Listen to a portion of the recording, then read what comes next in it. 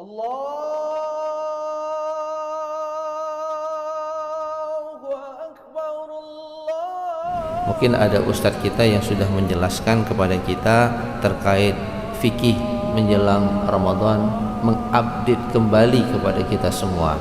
Nah, pada kesempatan ini saya akan mengupdate kembali kepada kita semua bagaimana kita memastikan harta halal dalam kehidupan kita, yang itu kemudian akan berdampak pada ibadah yang kita lakukan.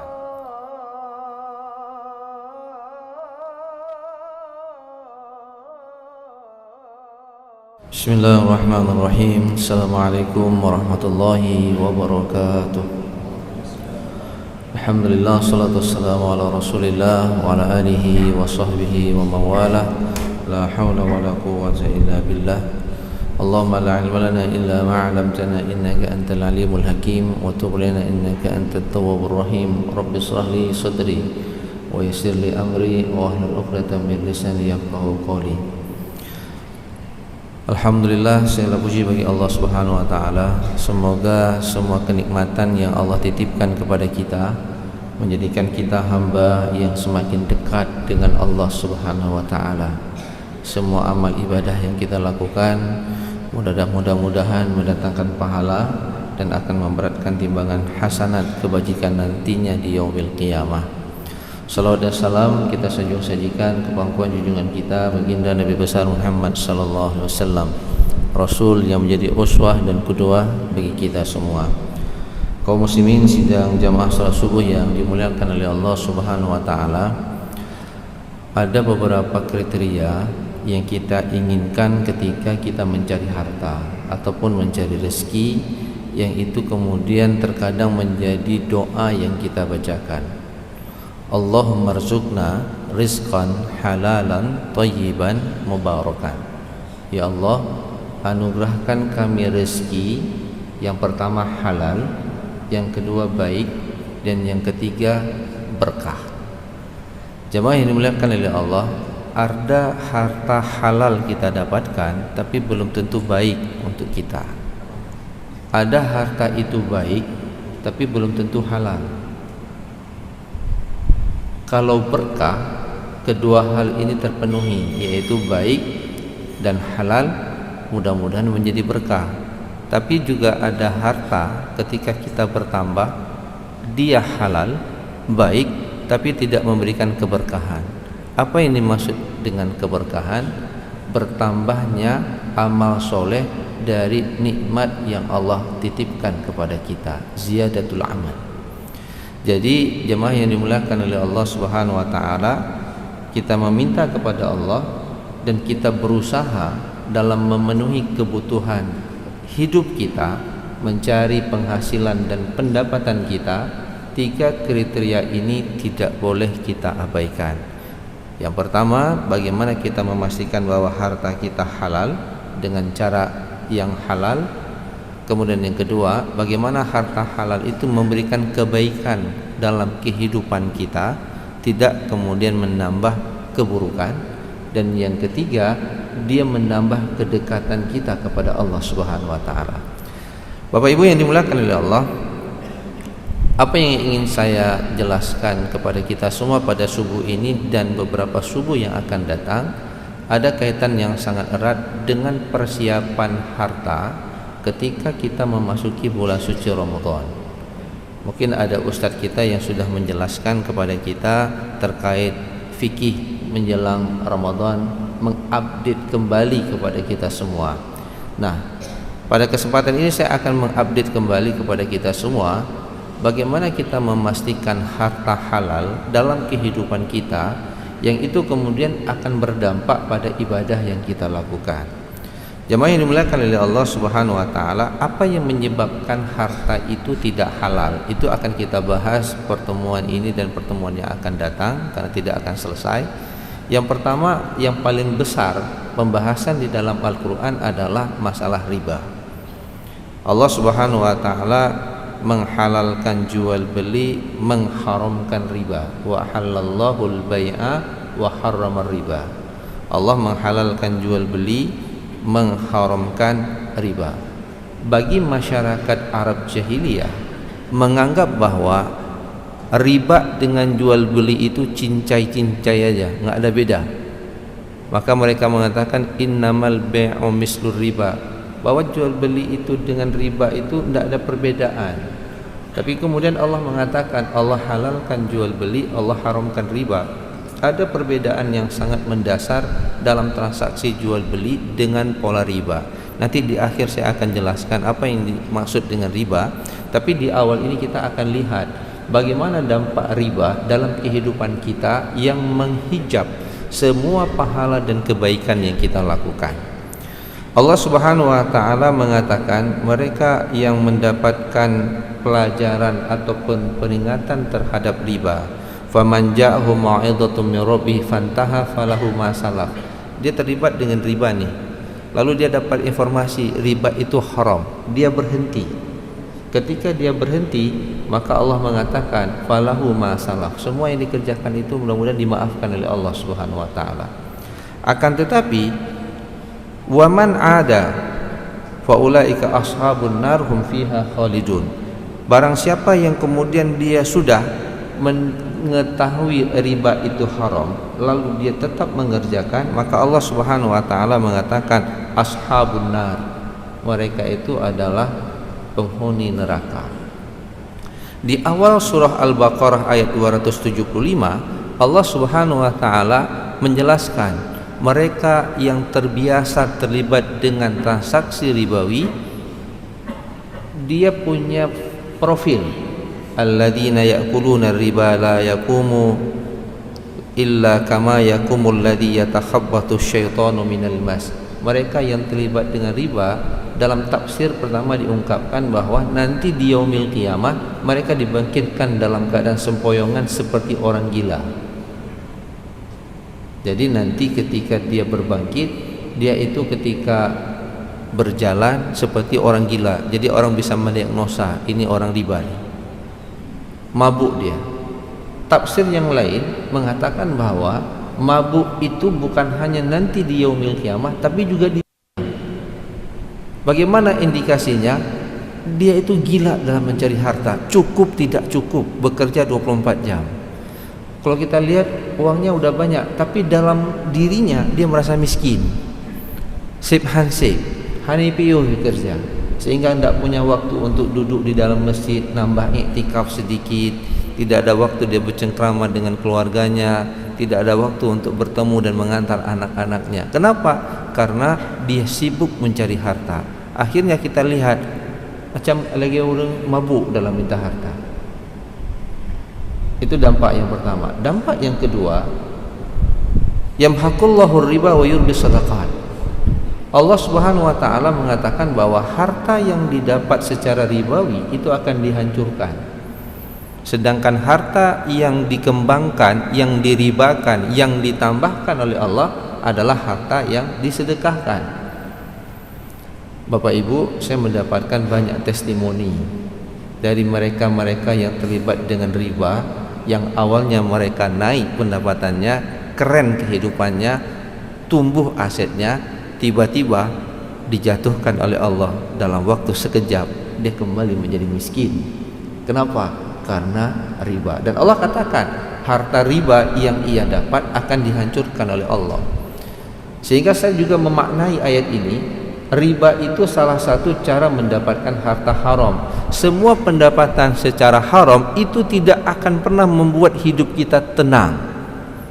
Apakah riba, apakah kemudian kita menipu, apakah curang dalam takaran dan timbangan, apakah harta yang kita dapatkan secara korupsi, itu tidak akan pernah bertahan dalam kehidupan kita.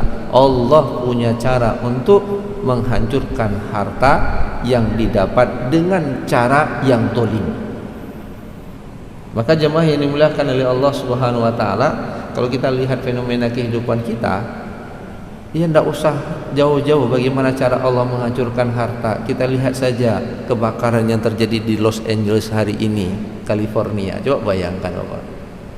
Kalau Gaza itu hancurnya 75 tahun perang sampai hari ini belum, kita doakan semoga Allah membantu mereka, saudara-saudara kita yang kita cintai di sana. Ini dalam waktu 5 hari sampai hari ini apinya belum bisa dipadamkan. kota Los Angeles itu kerusakannya lebih berat dibandingkan kerusakan di Gaza. Kalau di sana human disaster, di Gaza itu adalah manusia yang membuat bencana, tapi kalau di Los Angeles itu natural disaster, alam. Dan alam, api, air, angin adalah tentara dari tentaranya Allah. Ada rumah yang dibangun 450 miliar. Gimana rumah? Satu rumah 450 miliar. Dilahap dalam waktu hanya 5 menit selesai itu rumah itu dengan api. Bukan hanya api, tapi juga tornado berbentuk api mengelilingi kota Los Angeles. Jadi kalau Allah ingin menghancurkan sebuah harta yang didapat dengan cara yang tidak benar, Allah punya caranya. Waktu sekejap bisa hilang. Kalau kita di Aceh, kita rasakan ketika tsunami dulu, ada orang yang merasa pendapatannya dia bisa mewariskan harta yang banyak kepada istri dan anaknya, hanya dalam waktu 15 menit air tsunami menerjang, semua asetnya hilang.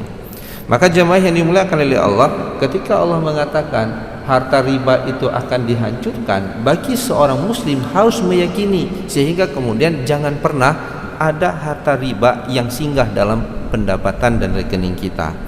Jamaah yang dimuliakan oleh Allah Subhanahu wa taala, yang lebih berat lagi, ini kaitannya nanti dengan bulan suci Ramadan. Allah Subhanahu wa taala mengatakan begini, ya ayyuhalladzina amanu taqullaha wa dzaru ma baqiya minar riba in kuntum mu'minin.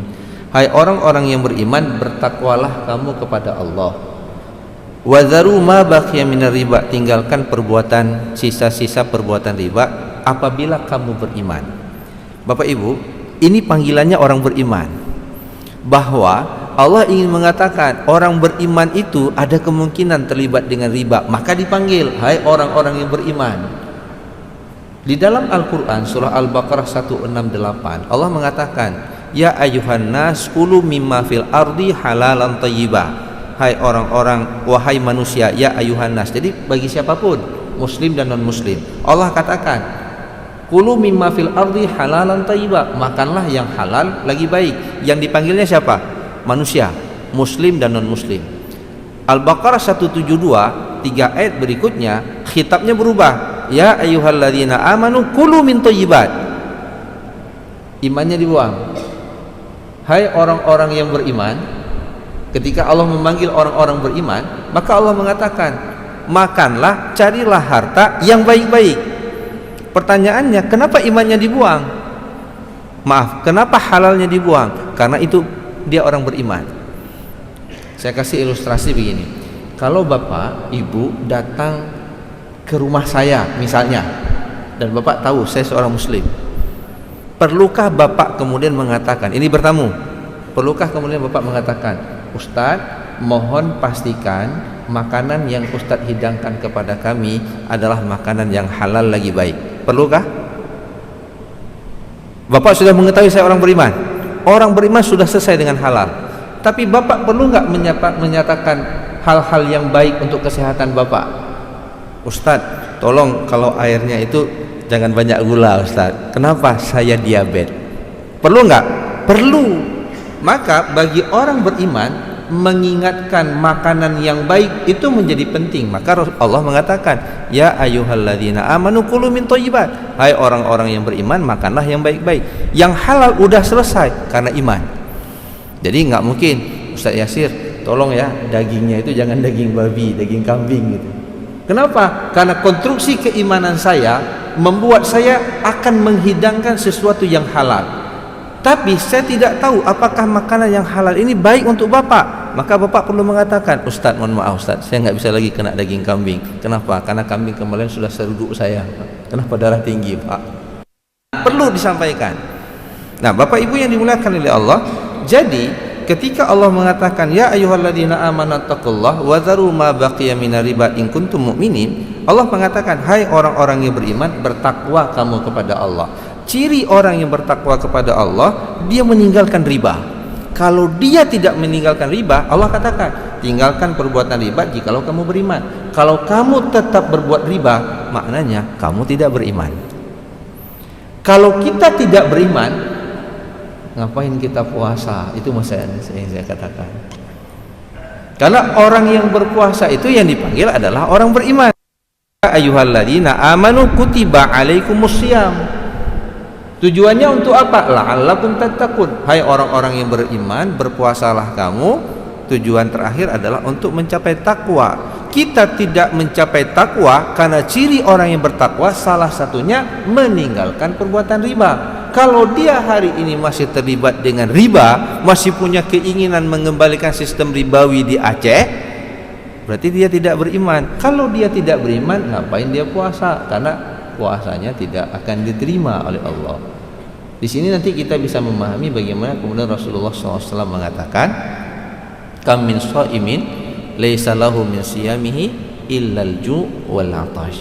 Banyak yang puasa tidak dapat apa-apa kecuali lapar dan dahaga. Salah satu penyebab terhijabnya pahala karena aktivitas ribawi yang ia lakukan. Maka kemudian pada ayat berikutnya, fa in lam taf'alu fa'dhanu biharbin minallahi wa rasulih wa in tubtum falakum ru'usu amwalikum la tadlimuna wa la tudlamun. Apabila kamu tidak mau meninggalkan perbuatan riba, maka Allah mengatakan akan kami perangi.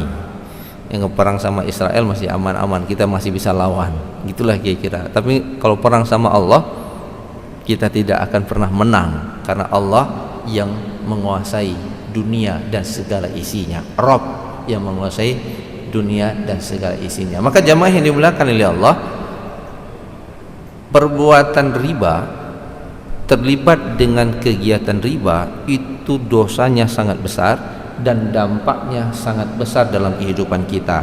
Kalau di dalam hadis Rasulullah mengatakan, ar-riba salah satu wa sab'una baban aysaruha mislu ayyankiha rajul ummahu. Dari Abdullah bin Mas'ud, Nabi bersabda, riba itu memiliki 73 pintu. Dosa riba yang paling ringan itu sama sebagaimana dia menzinai ibu kandungnya sendiri. Nauzubillahi min dzalik.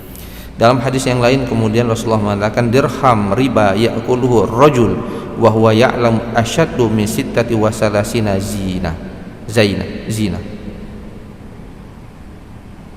Rasulullah mengatakan, satu dirham dari uang riba yang kamu nikmati, yang kamu dapat, lalu kamu nikmati uang riba itu, sedangkan kamu tahu ini riba, ya, ini riba, Allah riba bacut, hana pupulah, gitu. Sikit-sikit riba nggak apa-apa lah katanya, nanti kita tobat. Apa kata Rasulullah? Dia ngambil hanya satu dirham dan dia tahu bahwa itu riba, maka dosanya lebih berat dibandingkan berzina 36 kali. Jadi jangan pula dibalik, oh berarti saya lebih bagus berzina dibandingkan ngambil riba. Itu juga nggak boleh. Zina itu haram, riba itu dosanya lebih haram, gitu bahasanya, lebih berat hukumannya dibandingkan berzina 36 kali. Nah, jemaah yang dimuliakan oleh Allah Subhanahu wa taala, karena waktu kita terbatas, insyaallah kita akan sambung minggu yang akan datang. Saya ingin menjelaskan bagaimana transaksi riba itu terjadi dalam kehidupan keseharian kita dengan lebih sederhana. Karena nanti di dalam Al-Quran, riba itu dibagi kepada dua. Di dalam Al-Quran ada riba jahiliyah, ada riba al-qardu. Sedangkan dalam transaksi jual beli, riba jahiliyah dengan riba al-qardu ini bisa kita terjemahkan secara sederhana adalah riba yang terjadi karena hutang piutang. Sedangkan di dalam hadis itu riba yang terjadi dalam pertukaran harta dan dalam transaksi bisnis yang bisa menimbulkan aspek ribawi. Secara spesifik insyaallah, karena waktu kita cepat sekali, subuh kita ini sudah agak akhir, ini sudah 6:30. Insyaallah kita akan lanjutkan pada minggu yang akan datang, bagaimana riba itu sebenarnya terjadi dalam transaksi kehidupan keseharian kita, sehingga kemudian kita bisa memastikan dan menghindari mana yang riba, mana yang tidak riba. Nah, kenapa ini kemudian saya jelaskan kembali? Sebenarnya kajian ini sudah beberapa kali kita bahas di masjid ini beberapa waktu yang lalu, karena kita perlu bersih-bersih Pak dari harta haram yang masih ada dalam rekening kita. Jadi kesiapan kita menghadapi Ramadan, salah satu hal yang sangat penting adalah jangan pernah ada harta haram yang kita konsumsi. Kenapa? Karena apabila kita mengkonsumsi harta haram, ibadah kita itu tidak diterima selama 40 hari. Ramadan itu cuma 30 hari. Kalau kita konsumsi pendapatan secara ribawi di dalam bulan suci Ramadan, maka ibadah kita tidak ada arti sama sekali, tidak mendapatkan pahala, apalagi kemudian menginginkan kita mendapatkan posisi menjadi orang-orang yang bertakwa di hadapan Allah Subhanahu wa taala. Jadi jemaah yang dimuliakan oleh Allah, kita coba update kembali pemahaman kita, mudah-mudahan kita bisa menghindar, memilah kalau ada uang riba masuk ke dalam rekening kita tanpa kita sadari, maka kita pindah dari kantong kanan, kantong halal, ke kantong kiri. Nanti kita berikan beberapa solusinya, bagaimana mengelola harta haram yang tidak sengaja kita cari atau tidak sengaja tiba-tiba itu kemudian masuk menjadi pendapatan kita, bagaimana kita kelola. Insyaallah kita akan lanjutkan pada pertemuan-pertemuan berikutnya. Hadanallahu wa iyyakum ajmain. Assalamualaikum warahmatullahi wabarakatuh. أعوذ بالله السميع العليم من الشيطان الرجيم. بسم الله الرحمن الرحيم. لقد جاءكم رسول من أنفسكم عزيز عليه ما عنتم حريص عليكم بالمؤمنين رؤوف رحيم. ويقول إن الله وملائكته يصلون على النبي يا أيها الذين آمنوا صلوا عليه وسلموا تسليما. ويقول قل هذه سبيلي أدعو إلى الله على بصيرة أنا ومن اتبعني وسبحان الله وما أنا من المشركين. وقال النبي صلى الله تعالى عليه وعلى آله وصحبه وبارك وسلم طوبى للمخلصين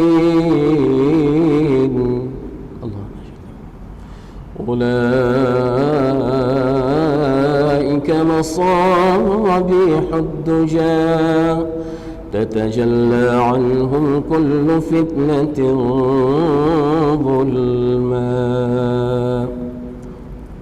ويقول المؤمنون هينون لينون كالجمل الآنف إن قيل إن قاد وإن أليق على صخرة استناق أو كما قال النبي صلى الله تعالى عليه وآله وصحبه وبارك وسلم. والإنابة اللهم إنا نسألك التوبة والإنابة والاستقامة على الشريعة الغراء والطريقة البيضاء برحمتك يا أرحم الراحمين. رب اغفر لنا ذنوبنا ولوالدينا وارحمهما كما ربيانا صغيرا. رب اغفر لنا ذنوبنا ولوالدينا وارحمهما كما ربيانا صغيرا. رب اغفر لنا ذنوبنا ولوالدينا وارحمهما كما ربيانا صغيرا. رب اغفر لشيخنا ولمشايخنا ولأساتذتنا. واغفر لنا جميع أوليائك المقربين من علمائك العاملين المخلصين وعبادك الصالحين. واغفر لنا ولأزواجنا ولأولادنا ولبناتنا ولإخواننا ولطلابنا ولطالباتنا. واغفر لنا ولجميع المسلمين والمسلمات والمؤمنين والمؤمنات الأحياء منهم والأموات. يا أول الأولين ويا آخر الآخرين ويا ذا القوة المتين ويا راحم الفقراء والضعفاء والمساكين يا أرحم الراحمين يا أرحم الراحمين يا أرحم الراحمين. أظلمنا أنفسنا وإن لم تغفر لنا وترحمنا لنكونن من الخاسرين. رب اغفر واعف وارحم وتكرم وتجاوز عما تعلم إنك أنت الله العز الأكرم. اللهم احسن عاقبتنا في الأمور كلها وأجرنا من خزي الدنيا وعذاب الآخرة. اللهم إنا نسألك رضاك والجنة ونعوذ بك من غضبك والنار. اللهم عظم جلالك في قلوبنا وصغر الدنيا في أعيننا. اللهم عظم جلالك في قلوبنا وصغر الدنيا في أعيننا. حبب إلينا الإيمان وزينه في قلوبنا، وكره إلينا الكفر والفسوق والنفاق والعصيان، واجعلنا من الراشدين المهديين. واجعلنا من الراشدين المهديين. اللهم اجعلنا من الراشدين المهديين. اللهم أذقنا لذة طاعتك وختمة دينك. اللهم أذقنا لذة طاعتك وختمة دينك، وحرمنا عن معاصيك ظاهرا وباطنا سرا وعلانية أبدا ما أحييتنا يا رب العالمين. اللهم امن علينا متابعة النبي الكريم حبيبك المصطفى سيدنا محمد صلى الله عليه وسلم أولا وآخرا ظاهرا وباطنا يا رب العالمين. اللهم امن علينا مجالسة النبي الكريم حبيبك المصطفى سيدنا محمد صلى الله عليه وسلم يقظة ومناما بقدرتك يا رب العالمين. اللهم امن علينا مرافقة النبي الكريم حبيبك المصطفى سيدنا محمد صلى الله عليه وسلم. اللهم أرنا وجه نبيك الكريم. اللهم إنا نسألك بنور النبي الكريم وبسر النبي الكريم وبحرمة النبي الكريم حبيبك المصطفى سيدنا محمد صلى الله عليه وسلم، أرنا وجه نبيك الكريم حبيبك المصطفى سيدنا محمد صلى الله عليه وسلم يقظة ومناما يا رب العالمين، في الحياة وعند الوفاة يا رب العالمين، في الحياة وعند الوفاة وبعد الوفاة يا رب العالمين. ويسر لنا جليس أوليائك المقربين من علمائك العاملين المخلصين وعبادك